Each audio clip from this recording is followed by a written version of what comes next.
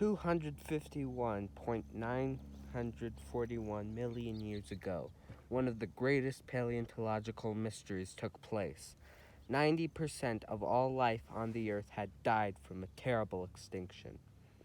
Whether it was caused by acid rain, volcanic activity, or meteors bombarding the Earth, scientists agree that the Permian extinction was an early sign of the cruelty of nature. However, life visits the now barren land, bringing hope to the planet. As the gift of life pours from the heavens, a small reptile drinks up some of the rain. One day, this desert will become a great grassland, and this small reptile will become the amazing Tanystropheus. This is the humble beginning of the Mesozoic. Millions of years later, the desert has become a large grassland full of bodies of water.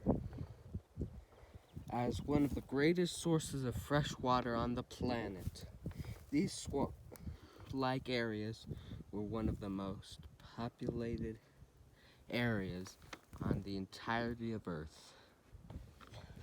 One such form of life is the majestic yet endearing Tanystropheus.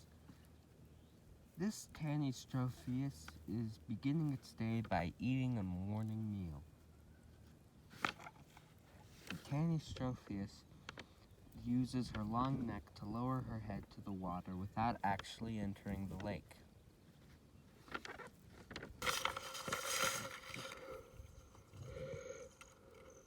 Intrigued by the shadow of the Tanystropheus's neck, the fish swim closer.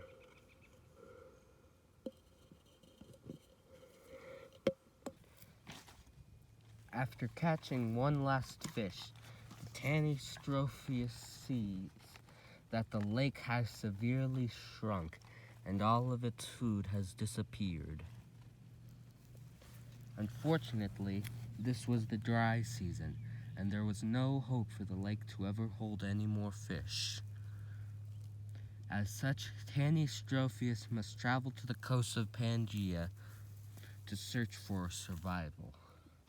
While not equipped to live a fully terrestrial life, the great Tanystropheus can temporarily survive on land on her journey to her destined home. Along this path, Tanystropheus sees many of the plants and animals that populated the Triassic period. Many of these plants actually originated from the Carbonivorous. The animals, however, have been classified as one of the most mysterious groups of animals of all time. While walking, she is meted by one of these animals. The pterosaur fills the role of flying predator of the skies. This was originally held by the megatherium of the Carbonivorous. However, the pterosaur is a great example of one of these experimental organisms to populate the Triassic. Usually, a pterosaur would be a good source to try to find the coast. However, this pterosaur is starving and is looking for a more terrestrial diet.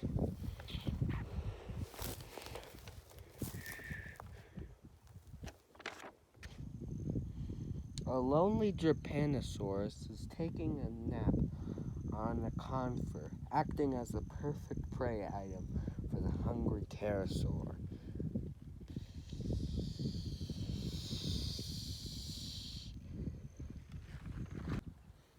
Startled, the clever Trypanosaurus lowers itself deeper into the branches, where the pterosaur will never find it.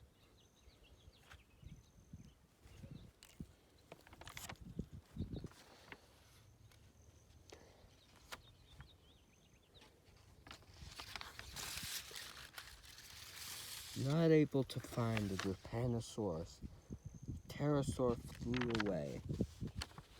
The forest was difficult to navigate through anyways. Time was slowly dying, and the Tanystropheus had to move quickly in order to find the coast. Luckily, the pterosaur decided to fly east, the location of the coast.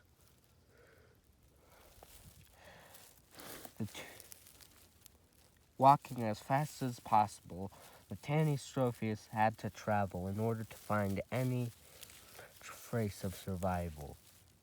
It has grown dark, and Tanystropheus has grown tired.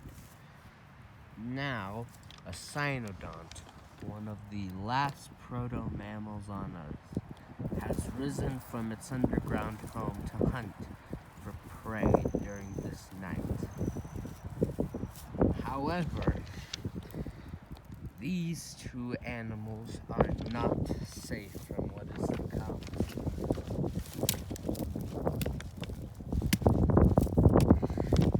As the footsteps of the greatest predator known to these animals stomps forward, the ecosystem echoes with terror.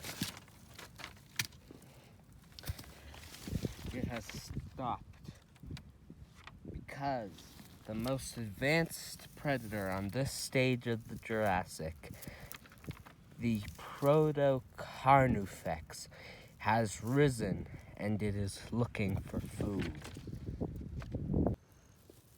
Carnifex spots the cynodont first, and the cynodont is ready to fight. Tanystropheus escapes as quickly as she can.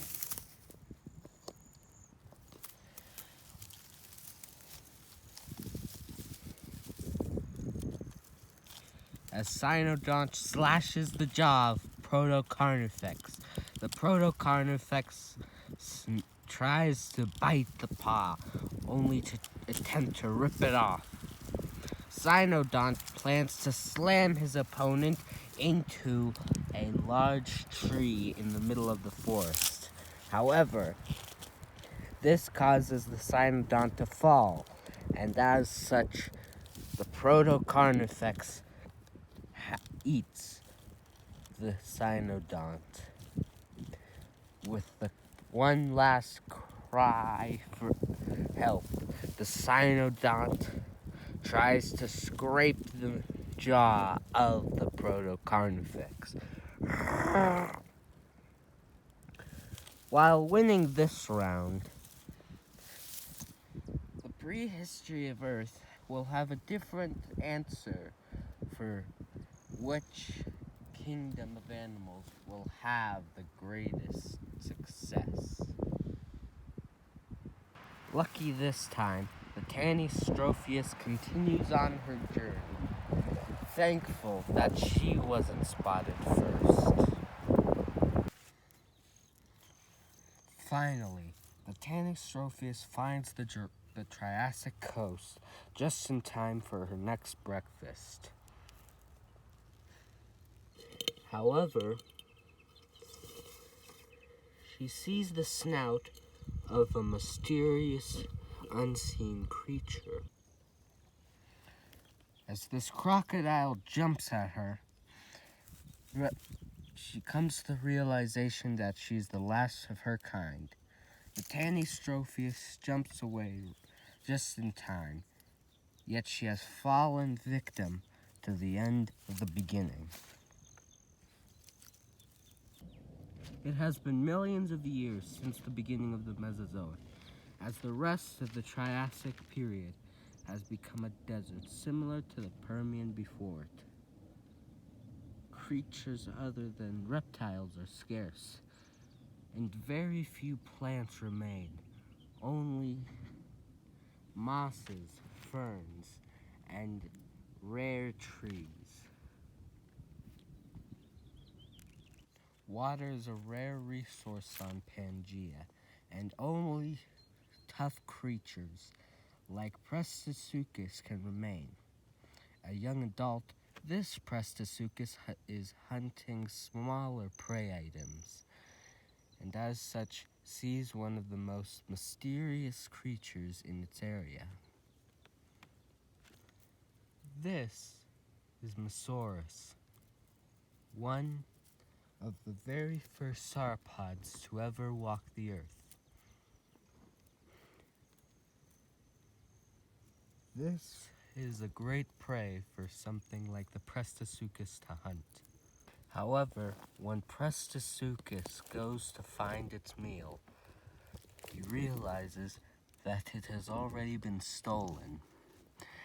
However, this creature revealed a severe clue, giving away a footprint. This footprint is a symbol of a threat to its territory.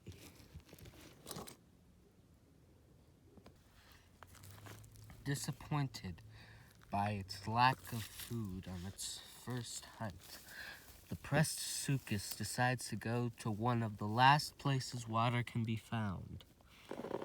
Unfortunately, no water is left, only the remains of an unlucky Dicynodont. When getting closer, however, the mysterious roar of another creature comes into the ears of the Prestosuchus.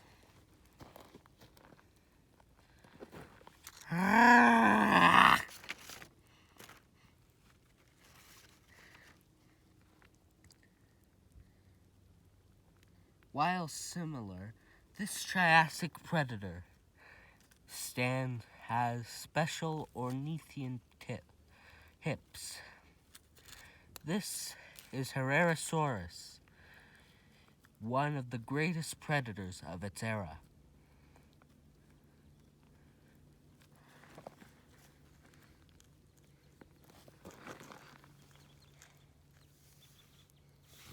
Snapping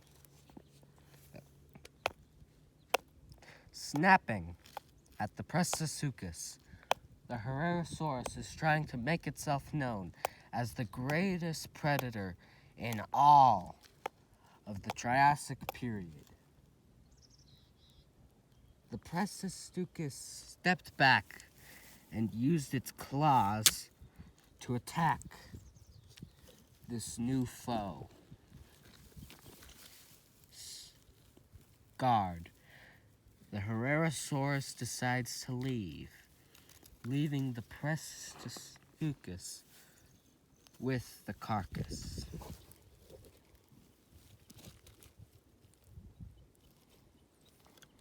It has only been 3 weeks later, but the Triassic has ran out of water.